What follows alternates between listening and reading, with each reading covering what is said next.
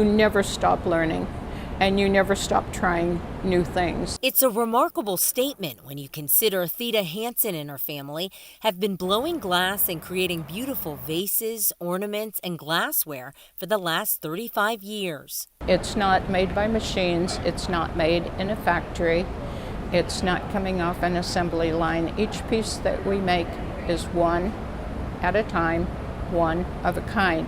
Even if the two look alike, it still has to be made one at a time. Made in a furnace that's 2,000 degrees at their studio barn and shop, Art of Fire in Gaithersburg. That's a copper ruby vase with a powder-coated finish. Glass blowing is a technique which was invented in the 1st century BC. Theda believes it remains popular today, especially at the Maryland Renaissance Fair, in large part because of the time and care required to make it. It requires concentration. You are constantly turning. You're constantly focused on the glass because it is molten. It does move. Sometimes pieces don't come out the way you imagined. That's part of the appeal. You basically work the piece from beginning to end with the hand tools, with gravity, with heat, and however it comes out is how it comes out. Once you start, you're committed to finishing that piece one way or another.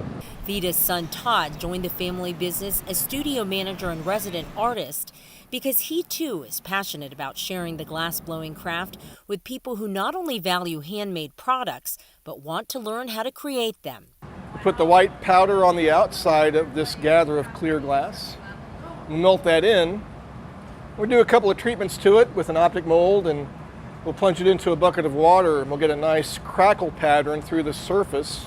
Art of Fire's classes and workshops are packed with people of all ages who crave a slower pace of life and an experience that they can remember with a one-of-a-kind souvenir. That seems to be the trend, is that people want something that they can say, I made, I had a hand in making, I was there when it was made, and I put a part of myself into this piece. The artisans here also make paperweights for grieving pet owners. People can send in the ashes of their cat, for instance, and it gets mixed in with the glass and made into something beautiful.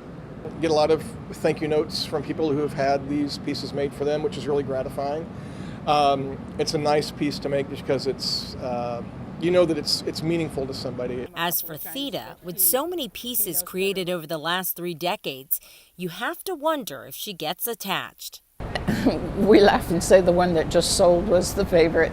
For the artists who created them, gratification comes knowing that they're sharing a craft that has largely remained unchanged and still has widespread appeal some 3,000 years later. I'm Nancy Yamada for Your Money and Business.